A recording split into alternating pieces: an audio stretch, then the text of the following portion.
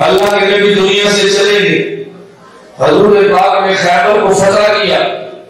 خیبر کے اندر باغات تھے یہود کے، ان میں سے ایک باغ جس کا نام بدر تھا، اللہ کے نبی اس باغ کی آمدنی اپنی بیویاں ازواج مطہرات کو دیتے، ان کو دیتے۔ حضور دنیا سے چلے گئے، حضرت سہرا حضور کی بیٹی حضرت اللہ عنہا، ان کا ذکر یہ تھا کہ جس باپ کی آمدن اپنی عائشہ کو ملتی، اپنی حفصہ کو ملتی، اپنی میمونہ کو ملتی ہے، اپنی صفیہ کو ملتی ہے، یہ تو میرے ابو جی کا باپ تھا، تبھی تو میری ماں کو آمدن ملتی تھی، تو یہ تو میرے ابو کا باپ ہے۔ اور والد دنیا سے چلا جائے تو بیٹوں کو ملتا ہے، بیٹے تو ہے نہیں، چلا جائے تو پھر بیٹیوں کو ملتا ہے۔ میں بیٹی ہوں، مجھے اپنا حق لینا چاہیے۔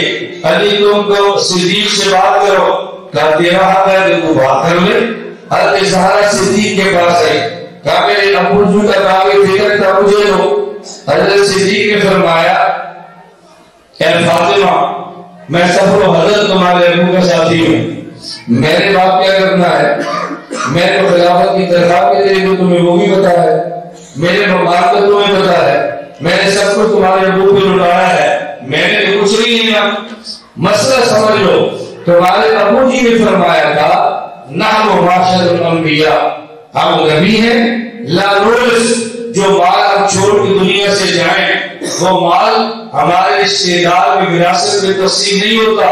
مال رکھنا وہ میری امت کے عام انسانوں میں بطور صدقہ تقسیم ہو جاتا ہے۔ حضرت سہرا نے کہا یہ حدیث میرے علم میں تھی نہیں تھی، آپ نے سنائی مجھے خلیفہ یا خلیفہ رسول اللہ، مسئلہ سمجھ آ گیا ہے، مطمئن ہوگی، گھر چلے گی، 6 ماہ زندہ رہی، اس وراثت کے مسئلے پہ ابو بکر صدیق سے دوبارہ کبھی جواب نہیں کیا، پہلے مجھے بات سمجھ آ گئی۔